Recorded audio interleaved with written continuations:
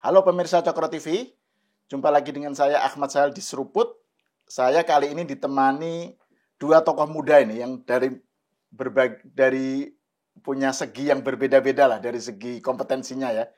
Yang satu Bro William Sarana, politisi PKS, politisi PSI. Padahal karena kita ngomongin PKS gitu, jadi terlalu keceplosan. Politisi Partai Solidaritas Indonesia yang sekarang di DPRD DKI ya. Selamat datang ke Cokro. Terima kasih Mas Al diundang. Bro William. Terus kemudian Mas Agung Baskoro, ini Direktur Eksekutif Trias Politika ya. Kita mau bicarain soal yang sekarang rame nih di berita ya. Ya terbaru Pak Jokowi menjadi salah satu utusan resmi pemerintah ke Vatikan ya. Bersama 3 tokoh Katolik, ada Pigai, ada siapa lagi? Jonan. Oh iya, Jonan sama Thomas Jiwandono. Oh iya, Thomas Jiwandono, ponakannya Pak Prabowo ya. Betul. Terus ada Pak Jokowi gitu. Nah, ini menarik karena sebelumnya dan sampai sekarang juga masih rame tentang kehebohan narasi mengenai matahari kembar. Gitu kan? Istilah yang muncul, ya itu tadi saya nyebut PKS itu karena ini diramaikan oleh Mardhani Alisera terkait dengan sejumlah menteri yang kunjungan ke kunjungan ke rumahnya Pak Jokowi di Solo ya. Jadi kemudian ramai lah soal matahari kembar dan banyak yang ngomentari gitu. Terus ini juga sebenarnya terkait juga dengan wacana yang masih ramai soal tuduhan ijazah palsu pada Pak Jokowi. Jadi ini bagaimana kita membaca peta yang tadi seperti saya uraikan tadi ya. Itu gimana? Saya mulai dari Bro William dulu lah. Ya, kalau dari saya berkaitan dengan isu matahari kembar, Mas Al, memang kalau saya lihat ini semacam taktik untuk melakukan pecah belah ya. Karena menurut saya ketika dilakukan pecah belah itu pasti ada yang diuntungkan secara politik. Pecah belah antara Jokowi dengan Prabowo. Ya, gitu betul. Antara Pak Jokowi dan juga dengan Pak Prabowo. Karena sesungguhnya apa yang terjadi di Lebaran kemarin itu kan sebatas silaturahmi ya. Banyak tokoh-tokoh, tidak hanya Pak Jokowi, tapi Pak SBY juga didatangi oleh pejabat-pejabat yang setingkat menteri ataupun lembaga-lembaga lain gitu. Jadi kita bisa lihat bahwa kedatangan menteri ataupun tokoh-tokoh lain itu sebatas silaturahmi lah gitu. Dan settingnya juga setting informal, bukan formal. Jadi menurut saya kalau diisukan sebagai isu matahari kembar ini suatu hal yang sangat berlebihan dan menurut saya tujuannya untuk memecah belah. Gitu. Dan itu soal upaya memecah belah Jokowi Prabowo ini kan sudah dibantah berkali-kali oleh Pak Prabowo maupun Pak Jokowi ya. Betul. Di berbagai kesempatan karena kan upaya ini nggak sekarang aja kan, sudah dari awal. Betul. Nah menurut Bro William dengan adanya misalnya ke Vatikan gitu, itu jadi dampaknya apa terhadap kedua tokoh ini? Bagaimana respon Pak Jokowi dan Pak Prabowo lah terutama ya? Kalau menurut saya justru Pak Prabowo dan Pak Jokowi semakin solid ya, gitu. Dan itu ditunjukkan dari kepercayaan dari Pak Prabowo dan Pak Jokowi ini saling percaya ya. Dilihat dari sering bertemu, lalu kita juga bisa lihat Pak Jokowi sering diundang dalam acara-acara Partai Gerindra misalnya. Lalu Pak Jokowi masih dipercaya untuk diutus ke Vatikan. Kalau menurut saya semakin kompak, semakin solid, dan menurut saya isu-isu seperti ini sama sekali tidak mengganggu Pak Prabowo dan Pak Jokowi kalau saya lihat. Sebelum saya ke Mas Agung, tadi Bro William bilang ada yang diuntungkan. Bisa dielaborasi lagi lah? Ya, kalau menurut saya pasti ketika ada usaha untuk melakukan pecah belah ya, pasti ada keuntungan politik. Tentunya keuntungan politik itu didapatkan oleh mereka yang ingin dekat dengan presiden, kalau menurut saya gitu. Mungkin mereka berpendapat kalau misalnya Pak Jokowi ini dikotakin gitu ya, mereka punya ruang yang lebih luas untuk dekat dengan presiden. Dan menurut saya itu suatu hal yang sangat sia-sia karena Pak Jokowi dan Pak Prabowo ini tidak terpisahkan kalau menurut saya. Sampai sekarang lah ya. Sampai sekarang. Nah ini Mas Agung, Bro Agung, ini kan bukan hanya Mardhani ya yang menyatakan soal jangan sampai ada matahari kembar, kan Pak SBY juga ngasih warning gitu ya tentang ini. Dan yang menarik kan PKS ini, Mardhani sebagai orang PKS kan berada di Kim. Betul. Gitu loh. Terus kemudian narasi ini muncul, heboh gitu ya. Terus kemudian ada Vatikan dan seterusnya tadi yang disebut Bro William. Gimana Anda membaca soal ini, narasi matahari kembar ini? Ya, pertama sebenarnya sederhana, Bang. Ini kan slip of the tongue. Kata-kata bos ya, 3 huruf yang membahayakan itu. Oke. Ya. Kalau nggak ada itu selesai masalah sebenarnya. Nggak ada matahari kembar, dualisme loyalitas, kepemimpinan ganda dan seterusnya. Jadi ke depan ya saya berharap memang setelah di bawah Sesnek semua jubir tadi ada protokol komunikasi publik, Bang. Ya itu Pak Trenggono terus Pak Budi Gunadi ya, Sadikin bilang ini mantan bos saya dan masih bos saya gitu. Saya gitu kan, itu kan agak problematik secara etis, secara ketatanegaraan dan secara mungkin ya aturan sosial di masyarakat kita, karena mereka itu kan menteri. Kalau hari libur, lebaran tetap menteri. Publik nggak bisa memisahkan mana ruang publik dan ruang privat. Ini menteri ya setiap waktu kita awasi. Jadi satu itu. Yang kedua saya lihat memang ada residu Pilpres 2024 kemarin yang belum selesai. Jadi banyak yang belum move on, masih pada baper. Sehingga ini terbawa-bawa nih. Matahari kembar, ijazah, mungkin soal SMK dan seterusnya. Jadi kalau saya lihat it's okay kalau memang arahnya ke sana, tapi nggak boleh over, Bang. Kenapa? Karena kita harus membangun nih. Terus ada ekosistem di mana Pak Prabowo ini ingin menyatukan semua presiden. Jadi kalau ada yang memecah belah tadi kata Mas William, saya sepakat sia-sia. Karena ekosistem politik yang ingin bangun, kolaborasi, sinergi. Ayo bareng-bareng bangun. Misalkan Ibu Mega sampai hari ini masih di BRIN dan di BPIP sebagai ketua kehormatan atau Dewan Penasihat, saya lupa tuh. Masih di sana. Pak Jokowi sama Pak SBY di Danantara. Apa mungkin semua ini kumpul nanti di Watimpres. Jadi ekosistem politiknya ingin menyatukan, tapi orang-orang yang lain di seberang sana ingin memecah belah, ingin mengganggu soliditas ini. Ya saya bilang sia-sia. Kenapa? Karena nggak match dengan apa yang ingin diarahkan oleh presiden, dengan kita semua yang ingin semuanya guyup menghadapi tantangan yang lebih kompleks dari luar. Seperti itu. Jadi kalau ditertibkan soal protokol komunikasi publiknya, kemudian soal residu tadi, dan konsisten saja Presiden Prabowo maupun presiden lain, Pak SBY, Ibu Mega, kemudian ex wakil presiden juga, supaya apa? Supaya ya kita tetap guyup, tetap fokus membangun, dan arahan apapun yang memang itu ingin memecah, mengadu domba ataupun membuat ini terganggu menjadi ya dalam tanda petik tidak efektif seperti itu. Nah, tapi kalau misalnya dari segi ide dasarnya ya bahwa pemerintahan itu nggak boleh ada matahari kembar itu kan sesuatu yang disepakati oleh semua orang ya. Maksudnya Pak Jokowi juga setuju, presidennya itu yang matahari itu ya Pak Prabowo gitu ya. Betul. Terus jadi warning dari Pak SBY itu sesuatu yang memang sudah disetujui oleh semua gitu. Nah, cuma kan ada preseden dulu ya, ada semacam dulu kan ada dualisme loyalitas itu loh. Menteri itu dulu banyak yang lebih taat kepada ketua partainya. Betul. Zaman dulu, maksudnya bukan zaman dulu, maksudnya sebelumnya itu kan sampai sekarang juga. Sekarang juga gitu kan. Jadi karena ketua partai begitu dominan ya, sehingga ini sesuatu yang membayang-bayangi gitu loh. Ini meskipun Pak Jokowi bukan ketua partai, tapi kan Pak Jokowi secara melalui medsos kan menerima tamu, terakhir ke polisi sejumlah Sespim. Iya kan, sejumlah perwira polisi itu datang gitu ya. Dan itu kemudian dibaca sebagai upaya untuk menggalang atau mempertahankan influence politik dan kekuatan politiknya gitu. Nah, itu gimana menurut Bro Agung? Pertama, kalau yang menyampaikan Pak Mardhani, saya melihatnya karena PKS ini baru bergabung ke Kim, yang akhirnya berubah menjadi Kim Plus. Jadi ini soal waktu supaya narasi teman-teman di Kim itu bisa menyeluruh menjadi Kim Plus yang satu nafas lah. Jadi ini teknis saja, karena kan PKS baru bergabung 6 bulan satu. Kalau Pak SBY, saya melihat memang ada semacam peristiwa sejarah di masa lalu, di mana ketika beliau periode pertama, itu memang sama JK beradu sinar. Sempat muncul sehingga JK itu mencapreskan di 2009. Jadi kekhawatiran itu ingin dikasih kepada Pak Prabowo supaya ini nggak terulang lagi. Tapi kan konteksnya Pak Jokowi itu bukan wapres. Wapresnya Mas Gibran. Seperti itu. Jadi kalau matahari kembar untuk saat ini saya kurang sependapat dengan Pak SBY.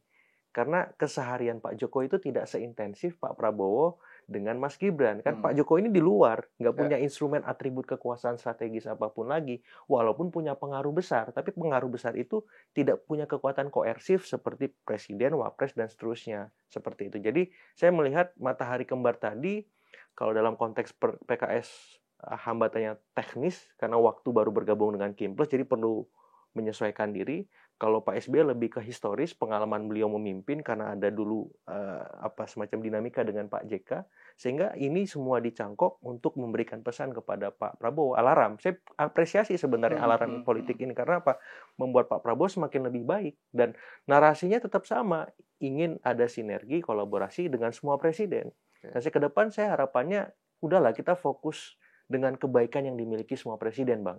Ketimbang kita utak-atik gatuk yang jeleknya capek, saya aja lelah gitu. Ngapain kurang kerjaan? Ujung-ujungnya kalau nanti kena hukum, nanti kesannya dizolimi. Padahal yang memulai siapa? Yang nyari gara-gara siapa? Gitu.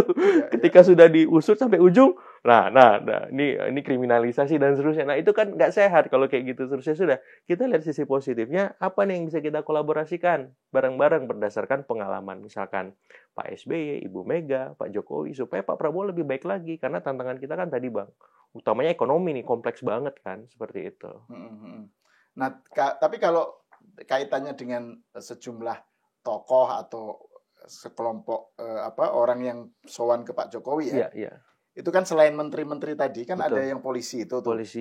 Nah, kemudian Taruna, kan ya ada yang membaca. Betul. Ada yang membaca ini upaya dari Pak Jokowi untuk mempertahankan pengaruhnya di Parcok.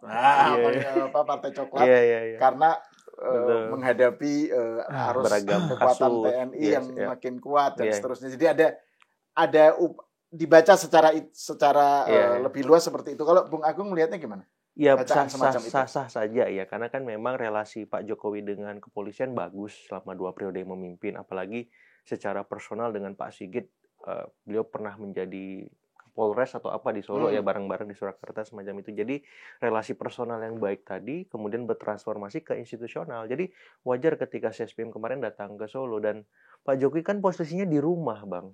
Kan nggak mungkin orang datang bertamu ke rumah terus tutup pintu, nggak mungkin. Ini orang biasa kayak saya, ya orang datang ke rumah tamu, apalagi kita kenal, ya monggo gitu kan. Jadi saya juga bingung kalau orang datang ke rumah di kelompok yang menuduh cek ijazah palsu kan datang juga ke rumah Pak Jokowi. Itu dia makanya. Ini saya bingung. Pak Jokowi di rumah, terus didatangi. Masa yang datangi nggak boleh masuk? Gimana sih? Dia mau datang. Kecuali memang itu ya diarahkan, dipaksa suruh datang, kan enggak. Ini kan alamiah, dan kalau memang ada endorse ya it's okay. Tapi kan nggak mungkin terus-terusan orang datang. Ayo, kan nggak mungkin juga kan. Pasti ada kesadaran yang organik muncul, yang mereka pengen belajar ke Pak Jokowi. Misalkan polisi muda itu pengen tahu gimana leadership beliau, gimana tantangan yang beliau hadapi. Polisi ada masukan nggak selama beliau memimpin kemarin? Maksud saya, ya udah, kalau memang ada arahan ke arah misalkan polisi ingin melindungi Pak Jokowi karena banyak kasus, misalkan ada perimbangan kekuasaan antara TNI dengan Polri, it's okay. Tapi kita harus juga melihat secara awam, kacamata lumrahnya orang bersilaturahim di momen Lebaran gimana sih sebenarnya. Maksudnya kadang pemikiran yang terlampau jauh itu harus diimbangi dengan pemikiran-pemikiran yang lebih sederhana. Karena yang datang juga bukan orang-orang penting semua. Kadang-kadang ada masyarakat yang berbondong-bondong katanya ada wisata Jokowi. Kalau kayak gitu gimana kita melihatnya? Apa mereka juga dikonsolidasikan, dimobilisasi, diapain lah? Kan nggak gitu juga, harus fair juga. Kalau saya melihatnya, ya udahlah, maksudnya ini politiknya boleh, tapi biar ini berimbang, objektif. Ini ada yang organik nih. Gimana kita cara melihatnya? Supaya apa? Supaya proporsional aja, Bang. Dan kita lebih profesional menyikapi semua hal tentang keluarga Solo, Pak Jokowi, Pak Prabowo, Ibu Mega, dan seterusnya. Seperti itu. Nah, saya pengen kembali ke Bro William nih. Bagaimana merespon poin-poinnya dari Bang Mas Agung, tapi juga ini, kan kemarin sejumlah menteri kan ditelepon Pak Prabowo ya, Muhaimin, terus Nusron ya, yang konsolidasi internal gitu kan. Narasinya kan pokoknya mereka diminta untuk konsolidasi internal apa, terus kemudian dikaitkan dengan tadi soal Pak Prabowo merasa terganggu dengan Pak Jokowi yang memupuk kekuatan gitu. Nah, cuma kan ini asumsinya kalau terganggu itu kan asumsinya ada rivalitas ya. Nah, tapi kan tadi Bro William bilang nggak ada rivalitas. Gimana menurut Anda itu soal perkembangan terbaru yang tadi itu? Yang pertama memang kalau menurut saya kita harus lihat dulu memang style Pak Jokowi itu sangat terbuka ya. Jadi saya juga pernah ke rumah Pak Jokowi itu memang sangat terbuka dan semua orang bisa datang gitu. Masyarakat bisa datang, tokoh-tokoh elit bisa datang, bisa ngantri ketemu langsung oleh Pak Jokowi. Jadi kalau misalnya banyak tokoh-tokoh bangsa masuk bertemu dengan Pak Jokowi itu suatu hal yang memang secara karakter Pak Jokowi memang sangat mudah ditemui gitu lah. Itu yang pertama. Yang kedua, saya sebenarnya belum terupdate itu soal Pak Prabowo telepon menteri-menteri untuk konsolidasi internal. Sejumlah menteri. Jadi ada Caimin, Nusron Wahid gitu. Ya saya belum terupdate. Tapi kalau menurut saya narasi yang berusaha untuk dibuat bahwa Pak Jokowi dan Pak Prabowo ini bisa menjadi rival politik gitu ya, itu suatu hal yang menurut saya tidak masuk akal. Karena pertama Pak Jokowi itu bukan ketua umum partai politik gitu. Beliau tidak memiliki kekuatan real di parlemen ataupun di parlemen-parlemen di daerah gitu. Tidak memiliki kader sebagai kepala daerah ataupun sebagai anggota DPRD ataupun anggota DPR RI gitu. Jadi kalau dianggap sebagai ancaman politik, kalau menurut saya sangat berlebihan gitu. Dibandingkan dengan misalnya Bu Mega atau Pak SBY yang memiliki kekuatan real politik di parlemen dan di daerah-daerah gitu. Pak Jokowi itu kan hanya bertemu dengan relawan, bertemu dengan tokoh-tokoh, dengan masyarakat. Jadi menurut saya kalau dianggap sebagai ancaman politik ataupun ini bisa menjadi rival politik dan lain sebagainya, ini suatu hal yang sangat berlebihan lah gitu. Tidak ada tanda-tanda ke situ secara realitas politik gitu, hanya sebatas isu-isu saja kalau saya lihatnya. Itu kira-kira kalau para kalangan yang kontra ya dan yang mengkritik Jokowi karena melakukan itu, sebenarnya mereka berharap Pak Jokowi itu ngapain gitu, supaya tidak menjadi matahari kembar gitu. Apakah nggak usah ada itu nerima tamu gitu atau gimana menurut William? Jadi apa yang diharapkan oleh kalangan oposisi supaya Pak Jokowi tidak menjadi sesuatu yang bagi mereka matahari kembar gitu? Ya menurut saya Pak Jokowi serba salah gitu loh. Ya kan, ketemu tokoh salah, nggak ketemu. Misalnya saya minta ketemu nih, masa nggak ditemuin gitu kan? Pak Jokowi kan style-nya memang sangat terbuka, sangat mudah ditemui gitu. Siapapun bisa bertemu kok, betul-betul bisa ketemu. Masyarakat tuh tiap hari tuh memang sudah nungguin Pak Jokowi itu jadwalnya hari apa gitu. Jadi memang style-nya Pak Jokowi itu sangat mudah ditemui. Dan kita ke Solo mungkin hari-hari tertentu itu bisa ketemu dengan Pak Jokowi. Jadi kalau menurut saya Pak Jokowi itu hanya menjadi dirinya sendiri gitu. Dan media-media memang mengkerubuni rumahnya Pak Jokowi gitu untuk meminta pendapat Pak Jokowi. Jadi newsmaker memang ya. Memang newsmaker, memang mereka mencari berita lah gitu. Dan ketika Pak Jokowi berbicara pasti akan menjadi berita yang besar gitu. Dan Pak Jokowi memang sosok yang memang nggak pernah membatasi pertemuan dengan siapapun, termasuk orang-orang yang kemarin demonstrasi juga demonstrasi di depan rumah Pak Jokowi gitu. Siapapun ditemui oleh Pak Jokowi. Ya. Nah ini ya kalau kita lihat dinamik hubungan antara Pak Jokowi dengan Pak Prabowo semenjak Prabowo jadi presiden, kan yang menarik itu kalau yang saya lihat secara umum kan energi serangan dari kalangan 01 maupun 03 lah ya, atau kalangan yang tidak masuk di dalam pendukung 02 itu fokusnya ke Pak Jokowi terus kan. Dan itu salah satunya upaya untuk supaya menjauhkan dan ada semacam narasi bahwa Pak Prabowo harus diselamatkan dari dibebaskan dari beban. Jadi Jokowi itu beban. Itu kan misalnya Rocky Gerung segala kan begitu. Jokowi itu beban dan Prabowo kalau mau sukses dia harus remove ini beban gitu loh, liability ini gitu. Jadi narasinya kan begitu. Jadi kayak nadanya itu kayak belain Pak Prabowo, ngasih ngasih ngelindungi lah Pak Prabowo gitu. Nah tapi belakangan kan juga makin kenceng narasi yang nyerang mengkritik Prabowo gitu ya, terkait dengan sejumlah program kan, ada makan bergizi gratis, ada sejumlah isu RUU TNI dan Antara dan seterusnya. Nah Bung Agung melihatnya gimana nih? Ujian relasi antara Presiden Prabowo dengan Pak Jokowi itu nanti Bang, jelang Pilpres 2029. Apalagi presidensial threshold dihapuskan. Kim Plus ini kan sesak udah. Apalagi kemarin Gerindra sudah mencapreskan Presiden Prabowo lagi. Kemudian PAN juga arahannya mencapreskan Presiden Prabowo lagi. Tapi soal Wapres, tunggu dulu, kata Julhas. Nah, jadi saya melihat ujian itu nggak sekarang. Saya yakin tahun pertama, kedua mestinya nggak ada masalah. Karena ekosistem politiknya tadi kan pengen menyatukan semua ex-presiden tadi, Presiden Prabowo. Tapi ketika jelang 2029, ceritanya bisa beda. Ini di Kim Plus ini, itu pasti akan, dalam tanda petik, berebut kursi RI 2 itu.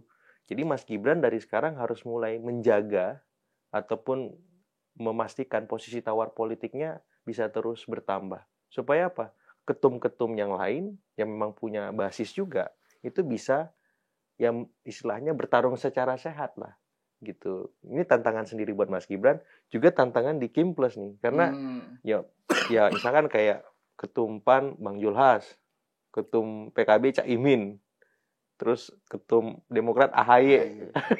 Ketum-ketum kelas kakap yang memang menunggu momen of truth gitu. Ini giliran saya nih Mas, katanya ke Gibran kan.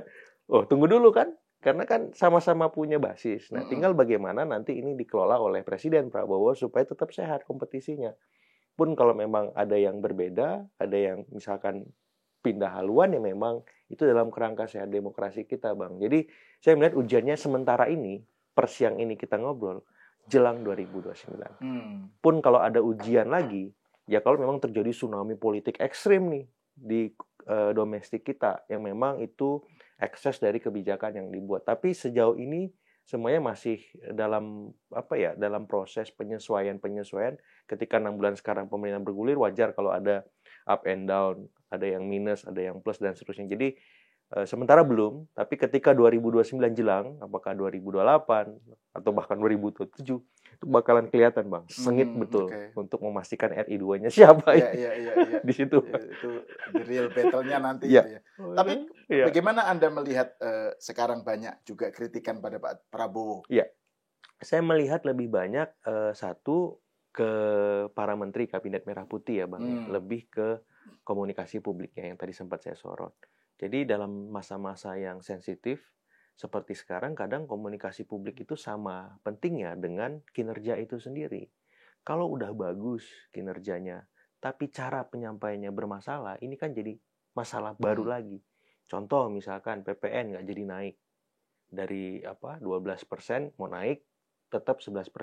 Sebenarnya bagus nggak jadi naik, bagus kan, positif. Tapi karena sebelumnya sudah ada gembar-gembor mau naik, harga-harga di bawah jadi naik, retail juga ngeluh, ini kita barcode-nya gimana nih, pajak macam-macam kan, jadinya negatif. Karena damage has been done. Iya, gitu padahal bagus nggak jadi naik sebenarnya. Nah, yang kedua LPG 3 kg misalkan dari pengecer ke pangkalan, bagus untuk memotong rantai mafia itu kan, Bang.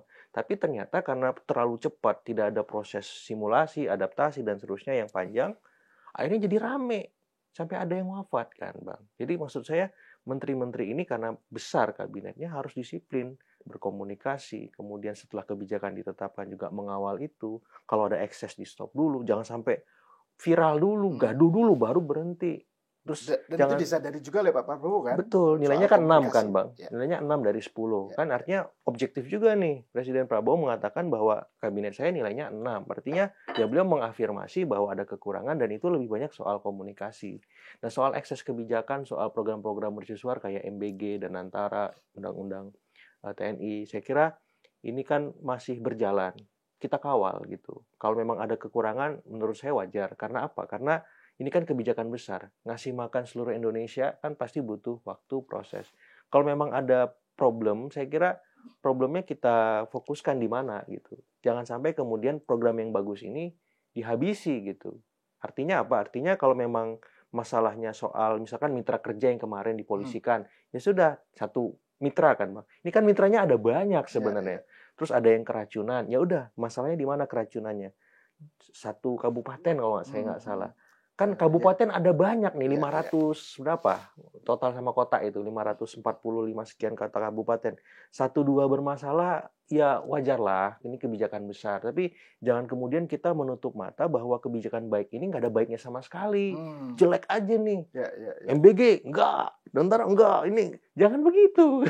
Kalau kayak gitu. Sebelumnya juga soal ekonomi kan, soal merespon perang tarif gitu betul, kan. Betul. Itu kan ada yang bilang, loh didatengin ada utusan datang ke Trump malah dinaikin gitu kan. Jadi maksud saya ya segala upaya kan dilakukan, kita lobby dulu. Itu satu hal. Kalau kita nanti akhirnya nggak nyaman dengan hasil lobby yang didapatkan dari US, ya udah kita kan masih punya alternatif pasar kan Bang.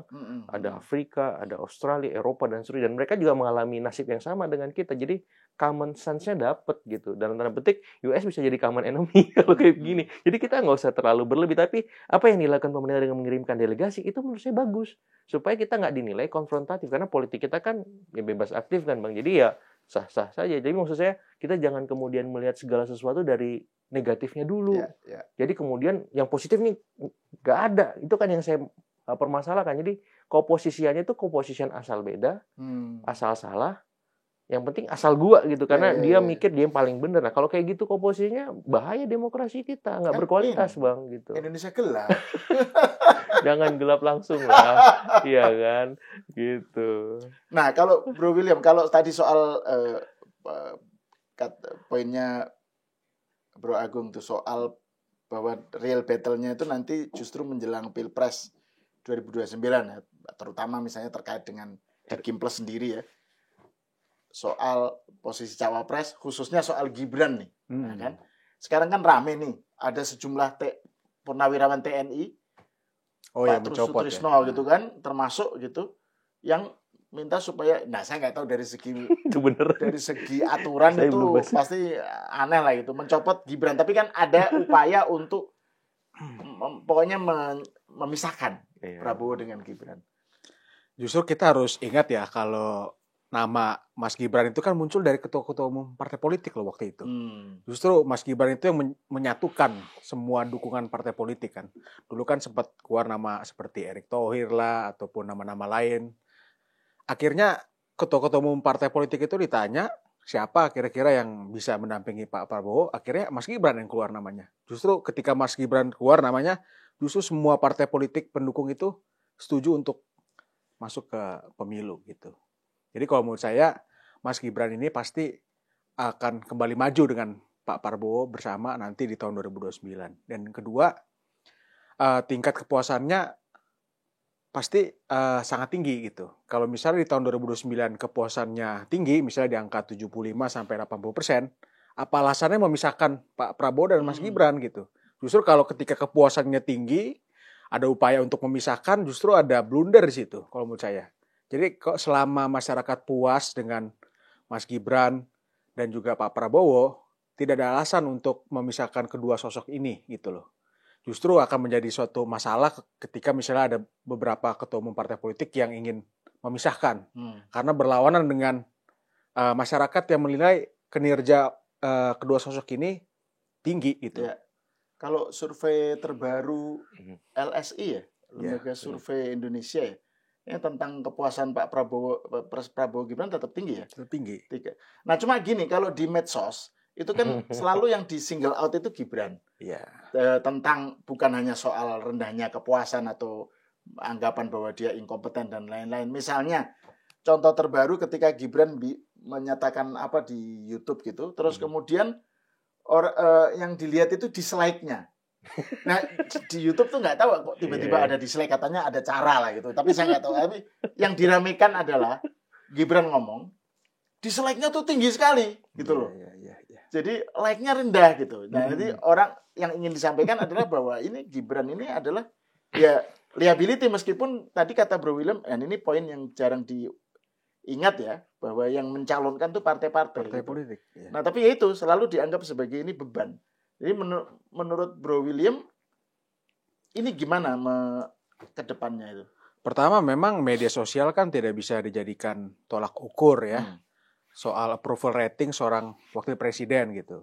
Apalagi cuman karena satu video YouTube ataupun karena satu tweet misalnya. Media sosial itu kan tidak bisa dijadikan patokan gitu. Betul. Selama approval ratingnya tinggi, bahkan kemarin sempat menyentuh angka 80% kan, itu kan sangat tinggi, nggak pernah setinggi itu.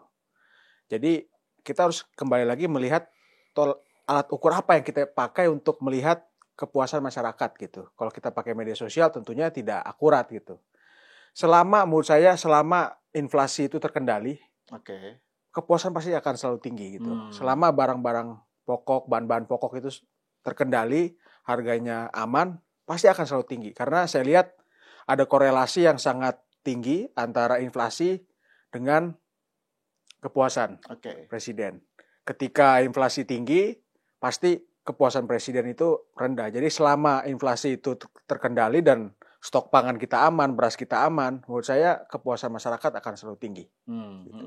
Ya isu-isu pasti selalu ada lah. Gitu. Ya isunya misalnya soal bahwa sekarang daya beli masyarakat menurun, indikatornya pas Lebaran kemarin yang mudik dikit gitu kan. Tapi kalau dari segi angka sebenarnya tercerminnya tetap relatif tinggi ya.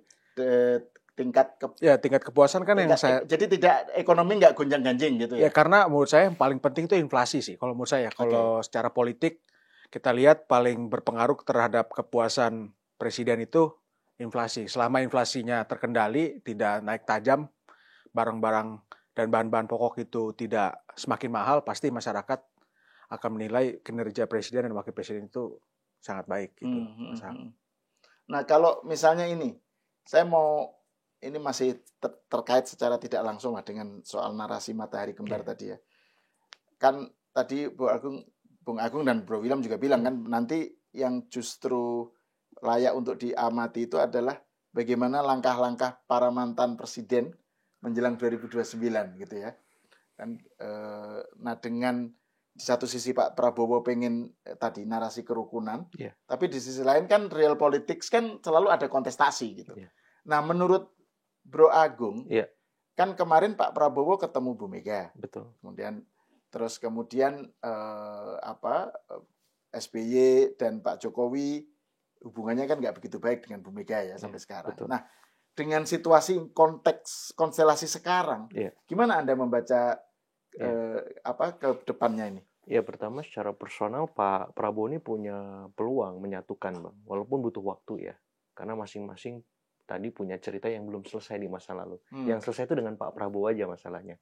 Seperti itu. Jadi Ibu Mega dengan Pak Prabowo aman, Pak Prabowo dengan Pak Jokowi aman lancar, dengan Pak SBY juga begitu, aman semua. Tapi tadi Abang sempat mengekspos Ibu Mega dengan Pak Jokowi, Ibu Mega dengan Pak SBY, ini juga masih problematik. Pak SBY dengan Pak Jokowi juga ada kerikil-kerikil dikit. Betul. Jadi yang bisa menyatukan ini Pak Prabowo simpulnya. Satu itu. Yang kedua ada ekosistem lagi namanya presidential threshold dihapus, Bang. Jadi semua ketum-ketum Kim Plus ini punya potensi menjadi presiden. Kenapa diuji relasi Presiden Prabowo dengan Mas Wapres Gibran nanti di menjelang 2029? Karena ekosistem itu. Kami ini punya suara loh. Berhak mencapreskan. Tapi demi Pak Prabowo, kita enggak. Masa cawapres enggak dapat, Pak? Nah, itu kan susah. Apalagi secara historik, Bang. Dari periode Pak Jokowi, kemudian Pak SBY. Wakil presidennya itu jarang sama dengan yang periode pertama. Itu harus dibantah sama Mas Gibran. Pak SBY dengan Pak JK, kemudian dengan Pak Budiono. Pak Jokowi dengan Pak JK, kemudian dengan Pak Maruf Amin. Nah, ini apakah ritme ini akan diikuti Pak Prabowo berdasarkan nalar kualitatif? Karena matriks elektoral itu kan banyak, Bang. Selain approval rating, elektabilitas, terus proporsi demografi, suku, agama, tingkat pendidikan dan seterusnya kan memilih presiden, wakil presiden sama kayak memilih menteri kan, Bang. Matriks elektoral itu kan banyak. Checklistnya makin banyak, makin bagus kan secara politis. Nah, jadi apakah narasi historik kualitatif tadi bisa dibantah sama Mas Gibran nanti di periode kedua? Dia dipilih lagi. Atau ini memang ritme politik kita pasca reformasi yang semakin stabil, bahwa periode kedua itu seringkali wapresnya berbeda dari periode pertama. Seperti itu. Jadi ekosistem itu yang memang melingkupi interaksi panggung politik kita hari ini selain presidential threshold, historik. Nah yang ketiga memang ada arahan, ada kekuatan-kekuatan di seberang kekuasaan yang istilahnya melihat potensi presidential threshold ini mereka bisa berkembang. Kita sebut ya tadi PDIP misalkan, pasti kan punya nama nih di Jakarta misalkan Mas Pram dengan kelihayannya kan diam-diam tapi anteng ini. Atau misalkan Mas Anies kan dari belakang bisa menyodok ke depan kan, atau siapa lagi nanti muncul kan Bang. Artinya di Kimples sudah begitu, di luar Kimples begini Bang. Jadi kompetisinya akan semakin dinamis, ketat dengan presidential threshold 0% tadi. Walaupun mungkin di Komisi 2 yang sedang dibahas sekarang ada syarat dan ketentuan ya Bang. Mungkin yang bisa seperti itu mungkin partai parlemen saja, atau partai yang memang sudah eksis berdiri. Misalkan ada, biasanya kan Komisi 2 agak pintar itu ya. Otak ketentuan syarat dan ketentuan berlaku katanya. Walaupun MK begini, ini syarat ketentuannya kan. Seperti itu. Gitu sih. Nah, kalau masih soal manuver ke depan ya, konteks politik ke depan. Kan PSI, Partai Solidaritas Indonesia kan sebentar lagi mau kongres ya, bulan Juli ya. Bro William ya. Dan yang menarik kan kemarin rame usulan Pak Jokowi tentang partai itu idealnya TBK, super terbuka gitu kan. Dan itu langsung disambut oleh PSI gitu ya, sebagai partai yang ingin menerjemahkan itu ke dalam mengimplementasikan gitu. Dan Bro Agung, saya kira kita di kesempatan di forum ini juga bicarakan soal itu. Nah, ini gimana melihat bagaimana ini dikaitkan dengan soal Pak Jokowi dan Gibran ke depan itu? Kalau menurut saya itu inovasi politik ya yang diusahakan oleh PSI ya dan Mas Ketum ya, bahwa kita ingin PSI ini menjadi partai yang modern gitu. Jadi ketika di tahun 2029 itu kita menjadi partai yang disukai oleh anak muda. Dan kami melihat bahwa partai yang disukai anak muda itu memang partai yang dimiliki oleh semua orang gitu. Jadi kami menggagas, menangkap apa yang disampaikan oleh Pak Jokowi bahwa partai itu di masa depan itu harus partai yang super terbuka. Artinya ketua umum itu harus bisa dipilih oleh semua anggota partai politiknya, tidak hanya elit ataupun ketua-ketua cabang misalnya gitu. Jadi ini suatu inovasi politik, ya sebenarnya eksperimen politik ya, yang tentunya harapannya tentu bisa menjadi partai yang modern dan partai yang bisa menampung anak muda. Nah, berkaitan dengan 2029 ya, misalnya gitu, tentunya ya kaitan yang paling erat ya tentunya kami ingin menjadi partai yang masuk parlemen lah, kira-kira gitu ya. Nggak, saya kaitkan dengan pertanyaan itu karena Kaisang bilang bahwa nanti pas di Kongres itu akan ada tamu istimewa yang belum disebut namanya, dan dia minta supaya para pengurus nanti hadir dengan baju putih hitam gitu ya, dan orang kemudian itu pasti Pak Jokowi itu tamu istimewanya gitu. Jadi orang berspekulasi tentang bahwa PSI ini akan menjadi kendaraan politiknya Pak Jokowi gitu untuk saya nggak tahu apakah dia langsung atau orang lain atau misalnya anaknya gitu. Jadi gimana Bro William merespon pandangan-pandangan semacam itu? Kalau misalnya Pak Jokowi mau masuk PSI ya pasti kita sangat senang ya. Sebagai kader PSI ya pasti sangat senang lah pasti Pak Jokowi masuk ke PSI ya. Memang Pak Jokowi itu menjadi inspirasi utama lah ya. PSI, filosofi utama PSI, perjuangan PSI itu semua terwujud lah kepada Pak Jokowi gitu ya. Dan kami tentunya ingin memperjuangkan apa yang sudah dicapai oleh Pak Jokowi selama 10 tahun gitu. Jangan sampai legasi-legasi ataupun nilai-nilai politik ataupun hal-hal lain yang digagas oleh Pak Jokowi itu terlupakan gitu. Kami ingin menjadi partai yang bisa terus menjaga legasinya Pak Jokowi dan tentunya Pak Prabowo dan Mas Gibran gitu. Dan PSI bisa menjadi partai politik yang terdepan untuk hal itu gitu. Dan itu bayangannya nanti berarti dengan adanya kongres ini PSI akan bermetamorfosis gitu dari segi penampilan, dari segi apa gitu ya. Dengan mengimplementasikan sebenarnya terbuka itu. Iya, sebenarnya tujuan utama kami itu sebenarnya ingin, jadi kemarin kami sempat survei ya. Jadi ada pandangan bahwa asosiasi Pak PSI dengan Pak Jokowi itu belum tererat gitu. Itulah yang salah satu penyebab PSI ini belum sampai 4% kemarin. Jadi banyak masyarakat tuh di bawah ternyata yang masih menganggap Pak Jokowi itu masih PDI Perjuangan. Oke. Gitu. Padahal PSI kan kemarin sudah menyampaikan PSI partai Pak Jokowi. Tapi itu ternyata pesannya belum sampai ke bawah gitu. Jadi kami terus melakukan perubahan, terus melakukan inovasi sehingga kami tuh sangat melekat gitu loh dengan Pak Jokowi gitu. Secara persepsi, tentunya secara internal, secara nilai-nilai sudah lekat. Tapi secara persepsi ini ternyata masyarakat masih belum menangkap gitu bahwa partai Pak Jokowi itu PSI lah, kira-kira gitu kan.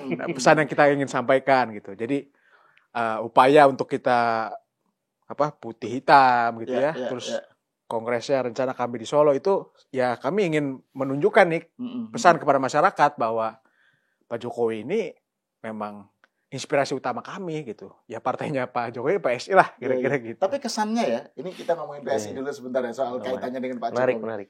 Kelihatannya kok ada kayak mendua atau ketidaktegasan PSI dalam memilih warna ya. Di satu sisi pengen sesuatu yang kalau dari segi elektoral menguntungkan dan itu memang juga sudah dinyatakan tadi oleh Bro William, kan harusnya kenapa mendeklar aja dari PSI itu sebagai partainya Pak Jokowi gitu misalnya ya. Partai yang mengimplementasikan atau meneruskan mengembangkan legasi Pak Jokowi gitu misalnya. Tapi di sisi lain PSI mengklaim sebagai partai anak muda yang perkotaan yang notabene suara Pak Jokowi di situ justru banyak kecil kan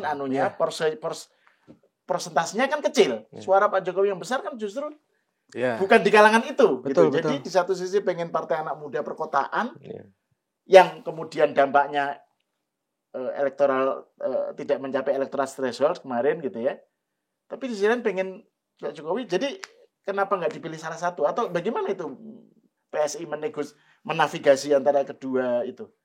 Dua warna itu. Ya kalau kita lihat PSI itu memang kekuatan aslinya itu di kota-kota besar ya. Itu kan di PSI periode ya Grace Natali lah itu mendapatkan suara yang cukup besar di kota-kota gitu.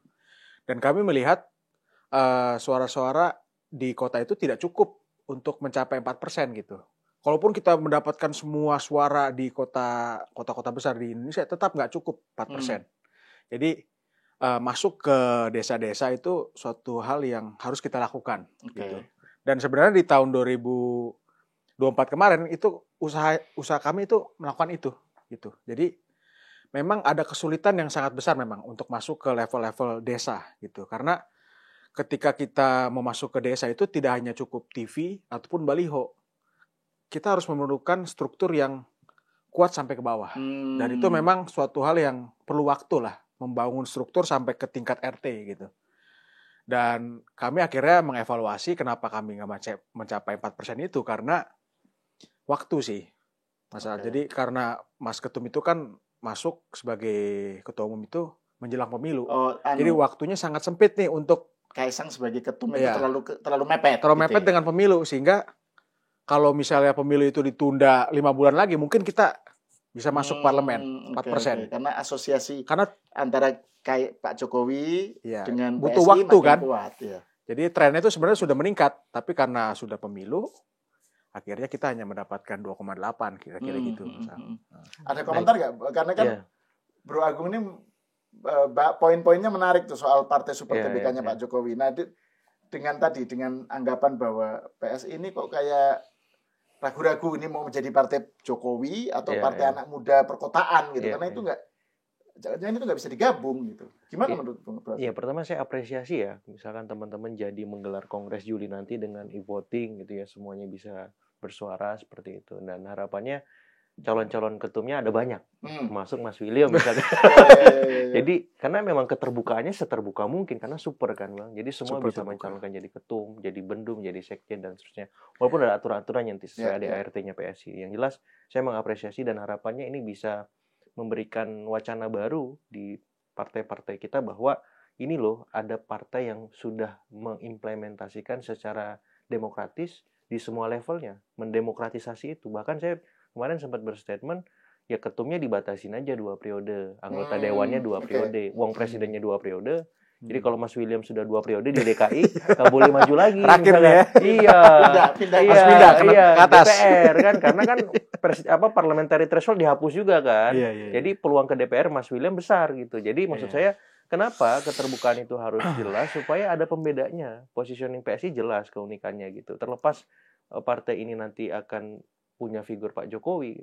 Padahal sebelumnya juga saya melihat PSI sudah mengidentikan itu kan. Jokowisme, Jokowiisme, semacam itu. Yeah. Sehingga ketika Pak Jokowi memang jadi bergabung, PSI menangkap peluang itu, saya kira bagus. Karena kekurangan PSI itu figur kan Bang. Saya pernah menyampaikan itu. Semua partai-partai di kita kenapa butuh figur? Karena partai ID-nya rendah. Benar. Di bawah 20%. Jadi butuh figur ID untuk mengakselerasi kerja-kerja elektoral teman-teman gitu. Nah, kemarin ada Mas Ketum. Ternyata belum maksimal. Kemudian ada Mbak Grace kan, belum maksimal. Nah, saya kira Pak Jokowi ini bisa mengakselerasi itu, mengoptimalkan itu karena punya basis yang jelas. Dan di sisi Pak Jokowi juga menguntungkan. Jadi bukan PSI aja yang diuntungkan. Pak Jokowi juga diuntungkan. Kenapa? Pak Jokowi butuh kendaraan politik. Legacy beliau, pengaruh beliau itu kan pengennya sustain seperti Pak SBY, Bu Mega. Lewat apa? Lewat partai, paling objektif. Sehingga bisa menular ke kepala daerah, sebagaimana punyanya PSI punya kepala daerah, ke anggota-anggota DPRD di daerah. Karena kalau nggak dikanalisasi pengaruh Pak Jokowi itu, akan ada batasannya nanti. 1-2 tahun udah selesai. Tapi kalau punya PSI, ya mantan presiden gitu, PSI juga beng, Pak Jokowi juga beng. Jadi sama-sama saling menguntungkan. Jadi kalau nggak ada kendaraan tuh berpendarnya cepat. Bisa ini ya, bisa declining. Betul, gitu ya. Mungkin 1-2 tahun belum, tapi tahun ketiga, keempat nggak ada kendaraan, nah gimana Pak Jokowi? Kalau kelihatan partai-partai lain udah banyak orang kuatnya kan Bang. Nah yang belum, yang akan punya potensi berkembang ya saya lihat PSI. Seperti itu. Kalau masuk Golkar terlalu banyak faksinya, orang-orang kuatnya juga. Masuk Gerindra, Pak Prabowo udah terik betul mataharinya di situ kan. Pak Jokowi masuk pelengkap aja nanti. Kemana lagi? Ke PAN juga. Ketumnya masih pengen juga kan. Tapi Demokrat ada. Jadi yang paling potensial PSI. Dan ini pekerjaan rumah Pak Jokowi yang belum selesai di masanya untuk membesarkan PSI.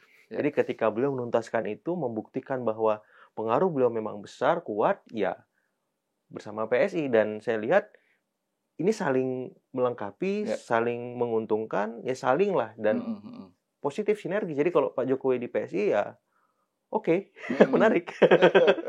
Seru jadinya. Oke, ini bagian akhir nih dari diskusi kita ya. Soal wacana yang bagaimana kita melihat sebenarnya nih kiprah para kontra atau yang oposisi terhadap pemerintah ini gimana gitu. Karena kan tadi Bung Agung bilang bahwa ini kalangan oposisi ya nggak semua, tapi sebagian banyak yang selalu nganggap pokoknya pemerintah itu jelek aja gitu kan. Pokoknya yang keluar dari pemerintah itu salah gitu ya. Sementara kan harusnya idealnya oposisi nggak seperti itu gitu ya.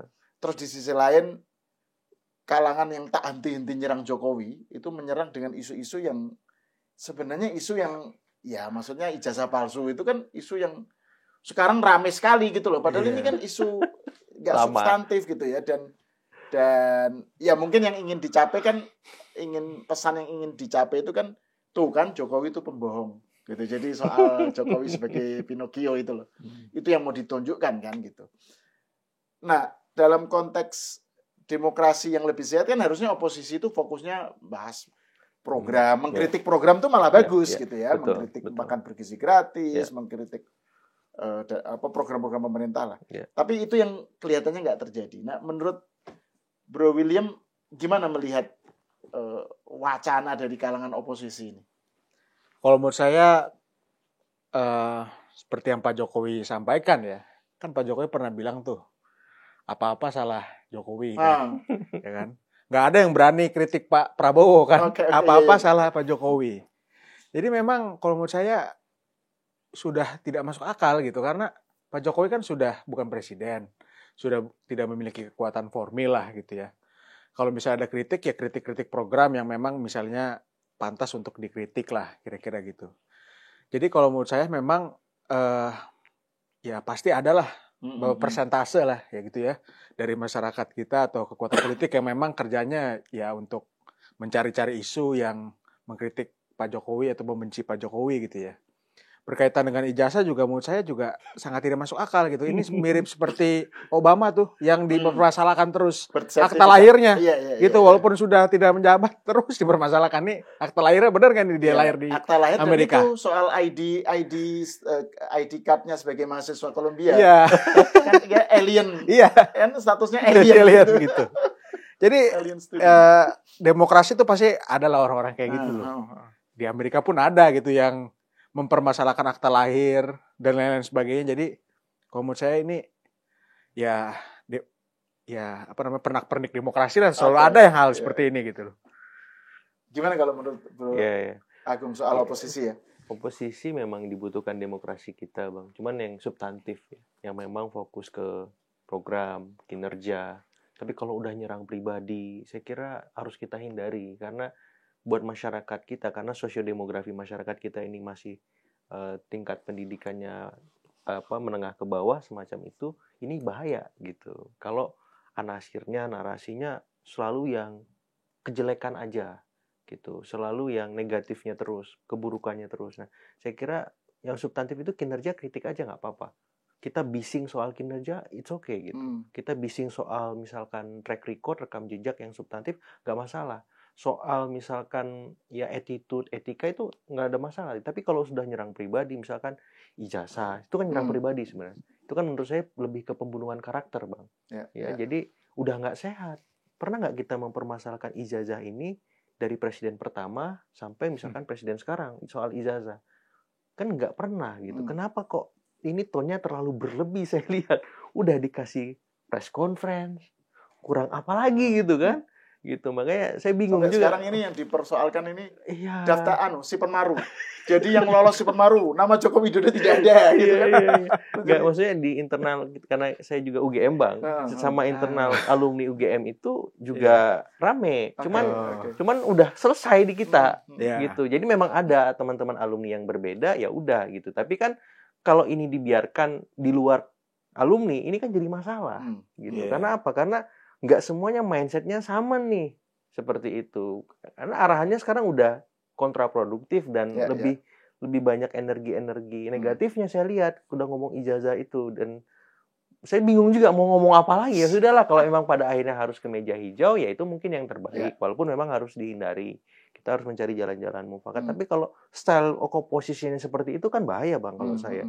Jadi harus dihindari, dibatasi. Kalau memang masih juga dipermasalahkan, ya udah kita ke meja hijau supaya terang seperti itu. Karena saya berharap memang ya perbedaan apapun sah-sah saja, boleh-boleh aja. Memang demokrasi itu bising, tapi kebisingannya itu terukur, teratur. Ada norma-norma yang harus dijaga seperti itu.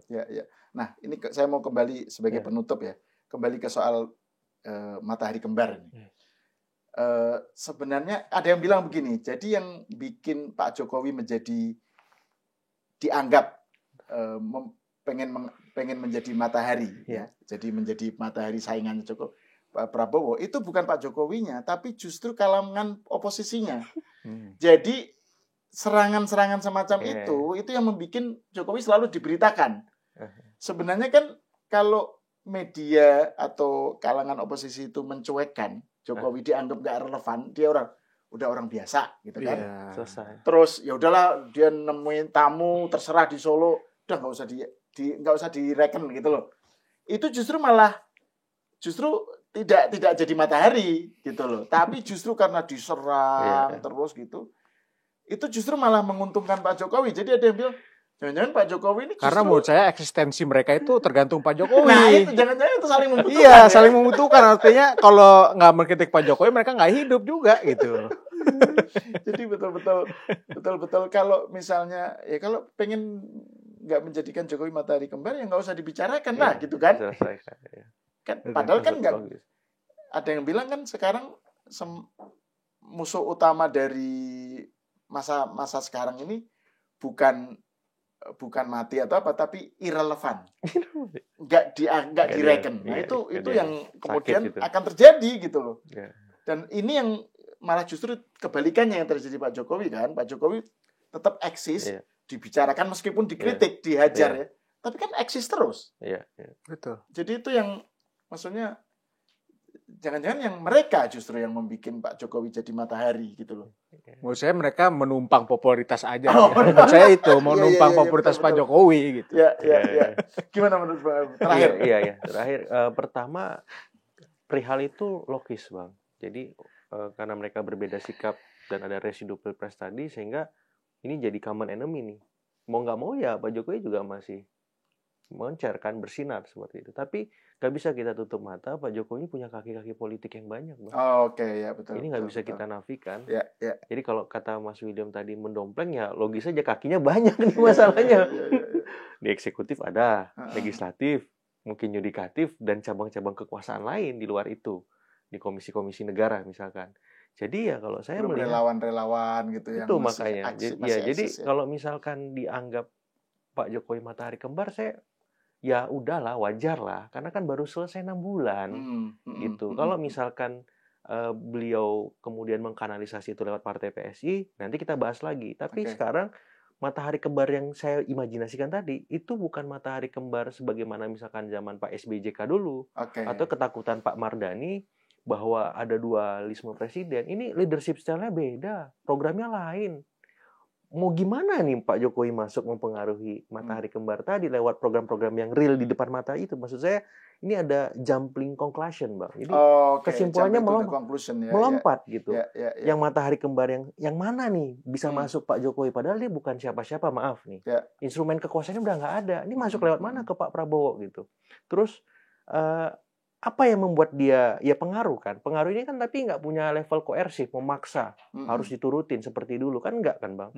Jadi relatif. Bisa dicuekin sebenarnya. Persis seperti misalnya itu. Contohnya tadi kan ada yang bilang Pak Jokowi itu maksa supaya jadi utusannya utusan ke Vatikan. Lah Pak Prabowo kan bisa menolak. Iya. Apa susahnya sih? Maksudnya nggak sesederhana itu kan. Jadi maksud saya ini seringkali kita itu menyoal sebuah narasi istilah matahari kembar, dualisme kepemimpinan, loyalitas ganda. Tapi basisnya apa? Argumentasinya itu taktis sehari-harinya ngapain sih Pak Jokowi emang? Gitu. Kan ya tadi nerima tamu, silaturahim, komunikasi, ya sudah, beliau nggak bisa maksa lagi kayak dulu. Yang bisa maksa Pak Prabowo, Mas Gibran. Itu pun Mas Gibran relatif, ada Pak Prabowo di situ. Jadi saya akhirnya menyimpulkan ini ada lompatan kesimpulan yang sering terjadi dalam pembahasan diskusi kita, sehingga nggak fokus, Bang. Yang penting ya cocokologi lah. Yang penting ini biar masuk, ini biar salah gitu kan, atau biar gue paling bener kan gitu. Udah nggak sehat kalau kayak gitu. Udah nggak objektif lagi seperti itu, Bang. Oke, terima kasih Mas Agung Baskoro dan William Sarana atas obrolannya.